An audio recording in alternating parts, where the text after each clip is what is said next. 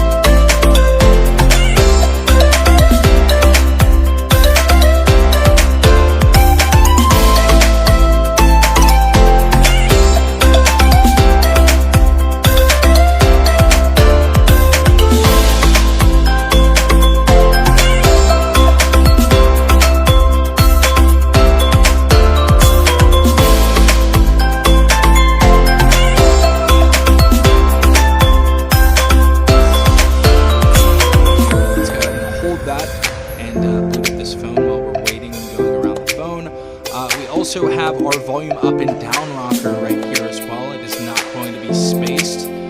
Top of the phone, we have our noise canceling mic. Left side of the phone, we have our SIM tray that actually holds the SD card expansion slot. So if you guys would like to put a micro SD card inside of here, you guys can put up to, I believe, 2 terabytes, which is beautiful to see. No headphone jack on here. We have a noise canceling mic, however. And to the right of that, we have our single loudspeakers. So we do not have dual speakers on this. There is no stereo speakers, just that one speaker at the bottom of here, which is one of the only things that I'm really not too jazzed about, honestly. What's really weird as well is they are going to release this phone for a price tag of $349, which really doesn't make any sense, especially when you take a look at the Galaxy A27. That device is currently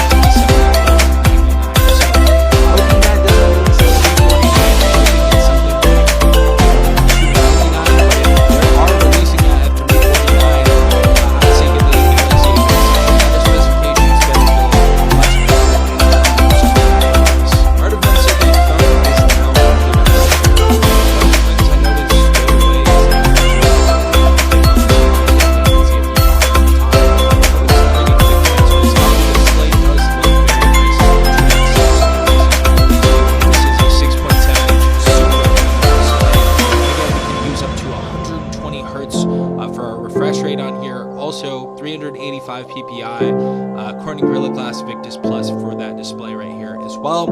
And the other thing, 5 on here, and that is very evident. Of course, we have our Wi-Fi, we have our auto rotate, we have our airplane mode, our power saving mode, QR code, internal screen recorder. We have link to Windows on this device as well. We have smart view, nearby devices, all that type of stuff. I do want to go ahead and take a photo real quick, see how that looks.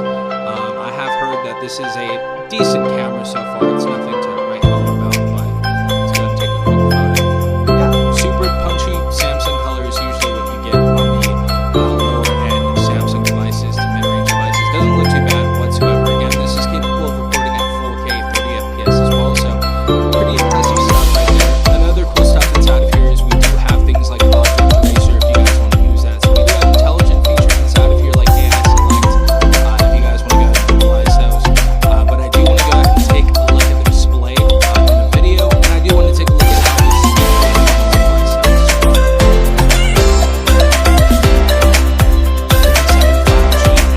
Flash right here.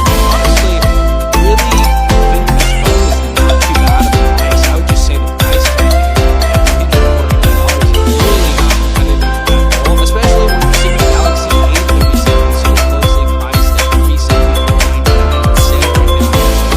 I would absolutely snatch that up. It goes back up to $449 because when this phone drops in July 14th, they're definitely going to throw the Galaxy A37 back at that $449 price tag. So if you guys get this device, whether it's at Metro by T-Mobile or on a deal somewhere else, if it's under like, $300, this is a really solid phone. But at $349, was just